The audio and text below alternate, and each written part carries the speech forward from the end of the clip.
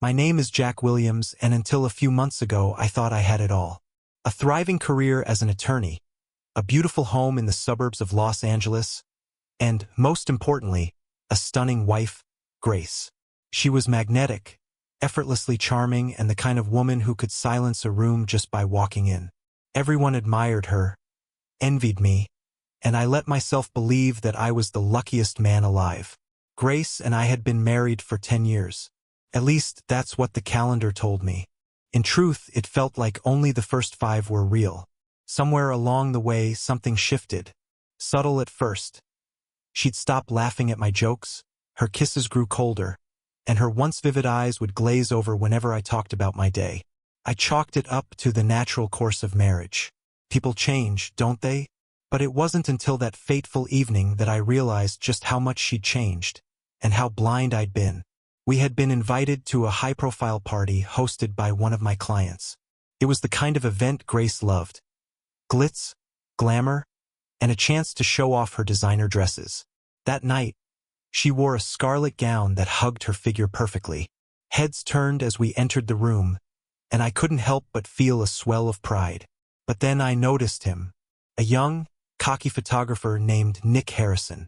He was new to the social scene but had already made a name for himself, not just for his photos but for his reputation with women. Grace gravitated toward him like a moth to a flame. At first it was subtle, a lingering laugh, a hand brushing his arm. I told myself it was harmless, that Grace was just being her charismatic self. But as the night wore on, their flirtation grew bolder. People whispered, exchanged glances, and I stood there, trapped in a haze of disbelief. The moment that shattered me came as I was talking to a colleague. Grace walked past, her arm linked with Nick's, and with a sly smile, she said loud enough for everyone to hear, "Oh, don't mind Jack. He's used to being a cuckold." The laughter that followed was like a blade to my chest. My colleagues tried to hide their reactions, but the damage was done. I felt exposed, humiliated, and worst of all, powerless. Later that night, as I sat alone on our patio, nursing a glass of scotch, my phone buzzed. It was Grace. Her voice was sweet, almost too sweet. "Everything okay, Jack? You know I love you, right?" I wanted to confront her, to demand answers, but something in me snapped. Instead, I replied, "Of course, Grace. I love you too." But in that moment I made a vow. If she thought she could humiliate me and get away with it, she was wrong. I wasn't going to let her or her lover walk away unscathed. This was no longer about love. This was about revenge. Grace's words echoed in my head long after the call ended. "You know I love you, right?" The audacity of it was staggering. She had humiliated me in front of my peers, flirted openly with another man, and then dared to call me as if nothing had happened. As if I were the fool who would accept her lies and let her walk all over me. But that night, something inside me shifted. I wasn't the kind of man to shout or throw things. No, my anger was cold, deliberate. I poured myself another glass of scotch and sat in the silence of our backyard, replaying every detail of the evening in my mind. The way Nick's hand lingered on her back, the way she tilted her head toward him, the way they whispered and laughed as if I didn't exist. Couldn't sleep that night. Instead, I began to plan. Grace and Nick thought they were clever, that they had me fooled. But they underestimated me. I had built a career on strategy, on reading people and outmaneuvering them in the courtroom. Now, I would use those same skills against the two of them. The next morning, Grace acted as though nothing was wrong. She greeted me with a smile, kissed my cheek, and even made my favorite breakfast, pancakes with blueberries. It was almost laughable how normal she pretended to be. "Did you sleep well?" she asked, her tone light and cheerful. "Like a baby?" I lied, sipping my coffee. "How about you?" "Oh, you know me?" she said, flashing that dazzling smile. "Out like a light." I studied her carefully. She was good at this, lying with ease, her face betraying nothing. But I knew her tells. The way she avoided direct eye contact, the subtle tension in her shoulders. She was hiding something, and I was determined to find out what. Over the next few days, I played the role of the oblivious husband perfectly. I didn't confront her. Didn't question her late nights or the sudden increase in girls' nights out. Instead, I observed. I noted the way her phone was always face down on the table, the way she stepped outside to take certain calls, the way her laughter seemed forced whenever she was with me. I began my investigation in earnest. It wasn't difficult to confirm my suspicions. Grace wasn't as careful as she thought. A quick glance at her unlocked phone while she showered revealed texts to Nick. Flirty, explicit, undeniable. I took screenshots and sent them to myself, careful to delete any trace of what I'd done. I also followed her one evening, keeping a safe distance as she drove to a hotel downtown. Sure enough, Nick was waiting for her in the lobby. They didn't even try to hide it, walking arm in arm to the elevator. I stayed in my car, my hands gripping the steering wheel so tightly my knuckles turned white. The urge to storm in and confront them was overwhelming, but I forced myself to stay calm. This wasn't the time. Not yet. When Grace returned home later that night, she looked radiant, as though she'd just come from a spa day. She climbed into bed next to me, kissed my cheek, and whispered, "Good night, Jack. I love you." I lay there in the dark, my heart pounding. "Good night, Grace. I love you too." But in my mind, I was already setting the stage for their downfall. By now, I had everything I needed to confirm their affair. The texts, the hotel rendezvous, the stolen glances, it was all there. But knowing the truth wasn't enough. I needed to turn that truth into something more. Something they wouldn't see coming until it was too late. Grace continued her charade, playing the doting wife while sneaking off to meet Nick whenever she thought I wasn't paying attention. I let her think she was winning. I smiled at her jokes, held her hand in public, and even planned a weekend getaway to wine country, which she promptly rescheduled for a supposed work commitment. What Grace didn't know was that I'd already begun planting seeds of doubt and fear in her perfect little world. The first step was Nick. He was the weaker link, and I knew his type: arrogant, reckless, and desperate to prove himself. A quick background check revealed everything I needed to know. He was drowning in debt, unpaid student loans, overdue credit card bills, and a failed business venture that had left him scrambling for cash. I arranged a meeting under the guise of a business opportunity. Nick didn't suspect a thing when I invited him to lunch, posing as a potential investor for one of his photography projects. He showed up in a cheap suit, trying to mask his desperation with bravado. "Nick," I said, shaking his hand firmly, "I've heard great things about your work." "Thanks, man," he replied, flashing a cocky grin. "Grace mentioned you might be interested in helping me out." "Oh, she mentioned me, did she?" I smiled, keeping my tone friendly. "I'm always looking to support young talent. Tell me about your vision." Nick launched into a rehearsed pitch about an ambitious photography series that would require a substantial investment. I nodded along, feigning interest, while silently picking apart every flaw in his plan. When he finished, I leaned back in my chair and said, "It sounds promising, but there's one thing I need to know before I commit." "Anything," he said eagerly. "Loyalty," I replied, locking eyes with him. "I only invest in people I can trust. You strike me as someone who values loyalty." He hesitated for a fraction of a second, a momentary flicker of guilt or uncertainty, but then plastered on that confident smile again. "Absolutely. You can count on me." I didn't press further. Not yet. Instead, I left him with a carefully worded promise of future support, dangling the prospect of financial salvation just out of reach. Meanwhile, I kept a close eye on Grace. Her behavior was becoming increasingly erratic. She was careless, leaving traces of her deceit everywhere. Receipts from expensive dinners she claimed were with friends, stray pieces of jewelry left in her car, even the scent of Nick's cologne clinging to her clothes. I used these little slips to my advantage, subtly dropping hints that I knew more than I let on. A comment about her perfume, a question about a girl's night that didn't quite add up. Each time, she'd freeze for a split second before laughing it off or deflecting with an excuse. But the cracks in her facade were growing wider. One evening, I staged an innocent conversation about trust. Over dinner, I asked her, "Do you ever think about how much trust matters in a marriage?"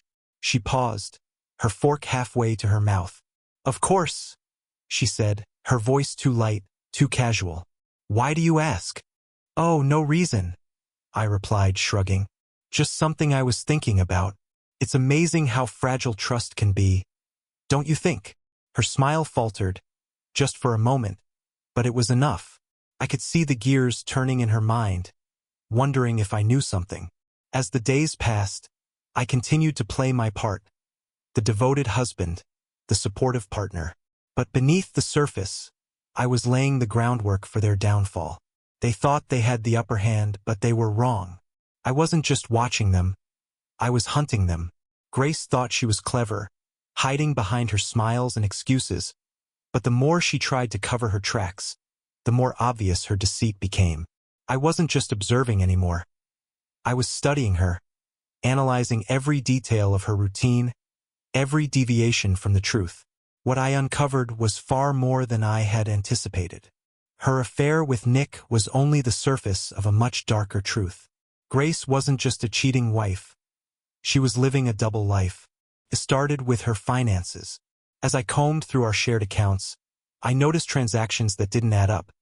Expensive boutique purchases, extravagant hotel stays, and unexplained withdrawals. She had opened a separate account, funneling money into it discreetly. I followed the trail and discovered she wasn't just spending it on herself and Nick. There were payments to someone else. I traced the payments to a man named Derek Palmer, a name I didn't recognize at first. A quick search revealed he was an ex-boyfriend of Grace's, someone she'd dated briefly before we met. Why was she sending him money? And more importantly, why was she hiding it from me? It didn't take long to piece it together. Derek had a history of run-ins with the law, gambling debts, fraud, and a short stint in prison. Grace wasn't just funding his lifestyle. She was paying to keep him quiet. About what? I could only guess, but the possibilities sent a chill down my spine. One evening, while Grace was out, I searched her office. Hidden in a locked drawer, I found a folder filled with documents, emails, photos, and what looked like a signed agreement between her and Derek. The contents were damning. Evidence of an old scandal involving Grace, Derek, and a significant amount of stolen money. If this ever came to light, it would ruin her reputation and possibly land her in prison. I sat there, holding the folder in my hands, my mind racing. Grace had always presented herself as the perfect wife, the flawless socialite, but this was the truth she'd been hiding all along. Nick, on the other hand, was blissfully unaware of the mess he'd gotten himself into. To him, Grace was a beautiful older woman with money and connections, a convenient ticket to a better life. He had no idea she was using him as a pawn, just as she'd used Derek before him. It was almost poetic. The woman who thought she controlled everything was standing on a crumbling foundation, and she didn't even know it. I decided to push things further. I started leaving subtle clues around the house. Misplaced documents, half-burned notes in the fireplace, even a receipt for a private investigator. Each time I watched her reaction. She was growing paranoid, jumpy, her confidence eroding bit by bit. Meanwhile, I kept up my act. I took her to dinners, bought her flowers, even surprised her with a weekend spa trip. She accepted it all with a mix of relief and suspicion, unsure if I was the oblivious husband she wanted me to be or something else entirely. But Grace wasn't the only one I was manipulating. Nick had begun to take the bait I'd set for him. He'd started calling me, asking about the investment opportunity I'd hinted at during our lunch. I kept him on the hook, feeding him just enough hope to keep him interested while tightening the noose around his neck. By now, I had everything I needed to destroy them both. Grace's double life, Nick's desperation. It was all laid out before me like a chessboard, and I was about to make my first move. They thought they were in control, but they were wrong. This wasn't just a game of betrayal anymore. It was a war, and I was going to win. By the time I put my plan into action, Grace and Nick were already tangled in their own web of deceit. All I needed to do was pull the right strings to tighten the noose around them both. Nick was my first target. His eagerness to secure funding for his photography project made him an easy mark. I scheduled another meeting with him, this time at an upscale rooftop bar in the city. The setting was perfect, exclusive, glamorous, and just the right amount of intimate to make him feel special. "Nick, you're a talented guy," I began, swirling the bourbon in my glass. "But talent isn't enough in this world. You need connections, backing, people who believe in you." He nodded eagerly, his eyes lighting up. "That's exactly what I've been saying. With the right support, I could really make a name for myself." I leaned forward, lowering my voice. "I've been considering investing in your project. But there's one thing holding me back." "What's that?"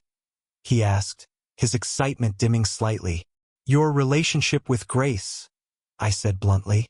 He froze, his expression shifting from shock to confusion. "What do you mean?" "I'm not an idiot, Nick," I said, keeping my tone calm.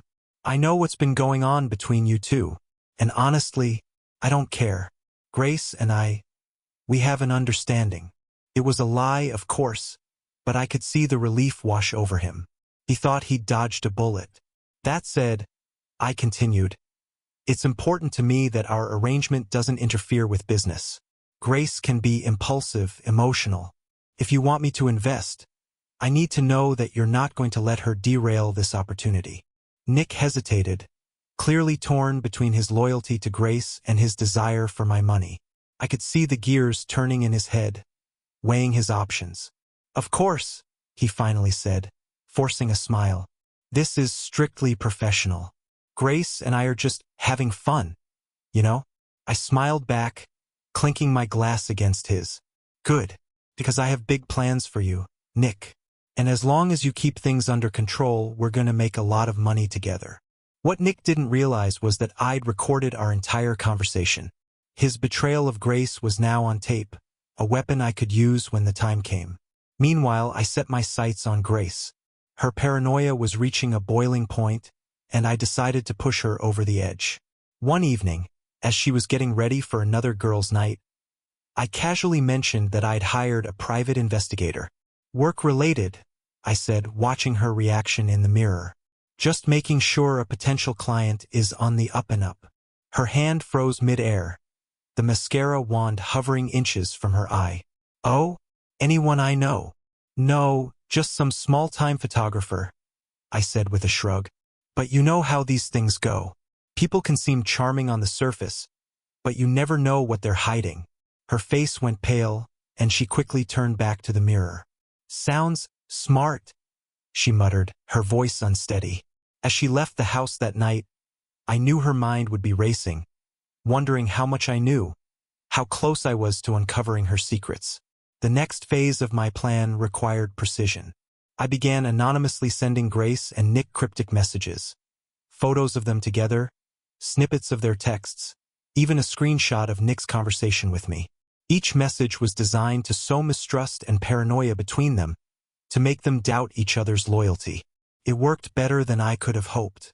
Grace became increasingly agitated, snapping at Nick during their clandestine meetings and questioning his every move. Nick, in turn, began to pull away, unsure if Grace was worth the trouble she was causing. The tension between them was palpable, and I knew it was only a matter of time before their relationship imploded. But I wasn't done yet.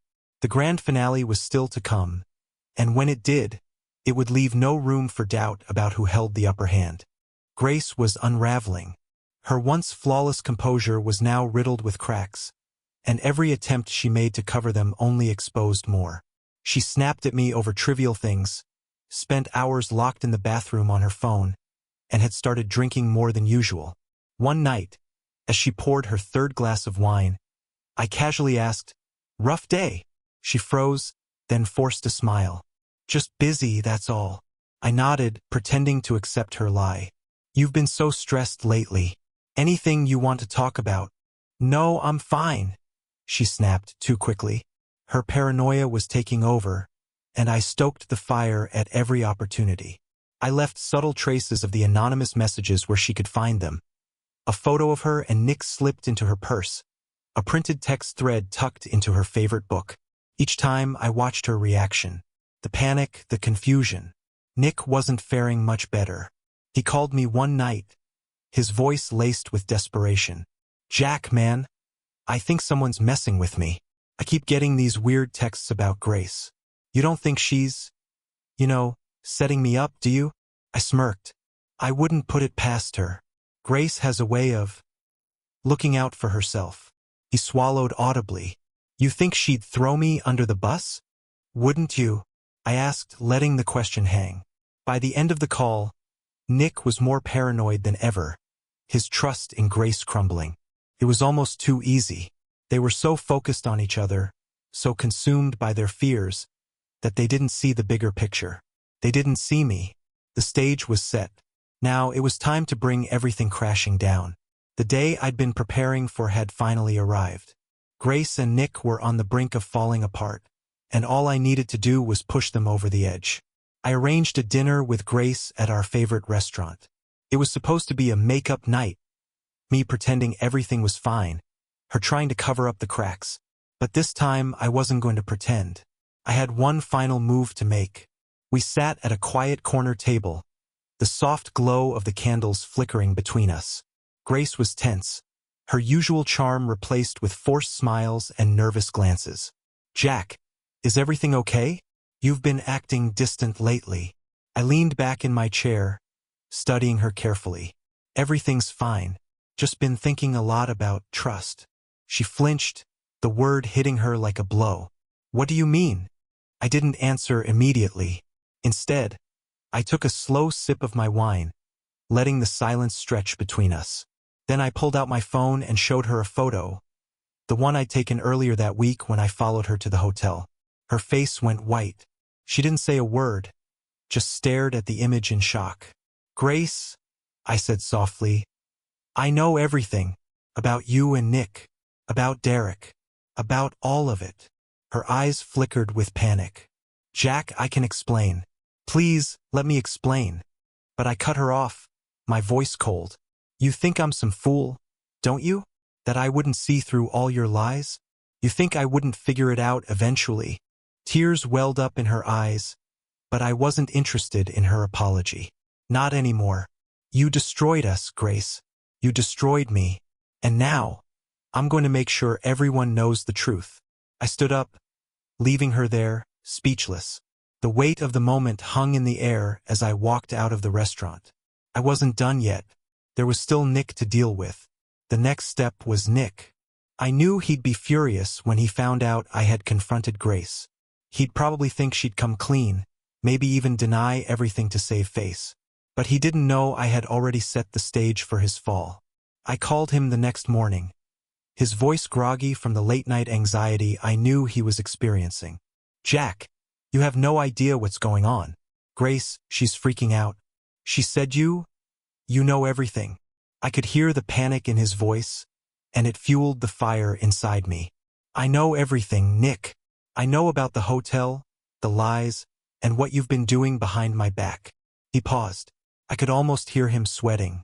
Jack, man, listen. I didn't mean to. I'm not interested in your excuses, I snapped. What I'm interested in is making sure Grace understands what she's done, and I want you to be part of that. The silence on the other end was thick. I knew he was calculating, figuring out just how much trouble he was in. But I wasn't done. Nick, I continued, my voice steady. I'm giving you a chance. I could expose everything about Grace, about you, and your past. But if you cooperate, maybe you walk away unscathed. Maybe. He sighed, and I could hear the defeat in his tone. What do you want me to do? I smiled. It was over for him. I want you to come clean. Tell Grace everything. Let her know you're done with her lies. And don't try to make it pretty. She deserves to hear it all. And if you don't, well, then I'll be forced to expose you both for good. There was a long pause before he reluctantly agreed. Fine, I'll do it. As soon as we hung up, I knew the end was near. Grace would think she could play me, but in the end, she'd see that it wasn't her lies I was after. It was her betrayal. The day of reckoning had arrived. Grace and Nick were both in the dark about my plan, each of them assuming they were one step ahead of the other. But they were wrong. They had no idea that I was about to expose everything and shatter their carefully constructed lies. Grace had been calling me, texting me, begging for a chance to explain. She said she was sorry, that she loved me, and that it had all been a mistake. I didn't respond. I wanted her to stew in her guilt, to feel the weight of her own choices without any relief. That evening, I invited both Grace and Nick to meet me at a bar. It was a public place, a neutral ground where I could make my move without them being able to back out. I arrived early, watching them as they walked in separately, neither of them aware that the other was already there. Nick was the first to spot me. His face turned pale, and I could see the anxiety written all over him. Grace followed a few minutes later, her eyes scanning the room for me, but her expression faltered when she saw Nick sitting across from me. "Jack," she said, walking up slowly, her voice shaking. "What's going on? Why did you call us here?" I stood up, and they both took a seat across from me, eyes wide with confusion. "I wanted to make sure we were all on the same page," I said, my voice cool and measured. "Grace, I know about the affair. I know about the money you've been hiding, the lies, the manipulations. And Nick?" I paused, looking him dead in the eyes. "I know about your debt, about how you've been using Grace to climb your way out of it." Both of them went silent, their faces drained of color. Grace opened her mouth to speak, but I raised my hand, silencing her. "I've been watching you both for months," I continued, my voice low. "Every text, every meeting, every slip-up. You thought you were clever, but you weren't. You thought I didn't know, but I did. And now, I'm giving you a choice." Nick shifted uncomfortably, glancing at Grace, then back at me. "What do you want from us?" he asked, his voice barely above a whisper. "I want the truth," I said firmly. "Grace, I want you to tell Nick everything. I want you to admit what you've done. I want you to take responsibility for your actions." Grace's face twisted with anger and fear. "Jack, please don't do this. You don't understand." But I cut her off. "No, Grace, you don't understand. You've been lying to me for so long, treating me like I was the fool. Well, I'm done playing your game." She was shaking now, unable to speak. And Nick, he was finally realizing just how deep he was in. "I've already made my decision," I said. "I'm going to expose everything. Your affair, the money, your past. If you want to save yourselves, you'll do what I say."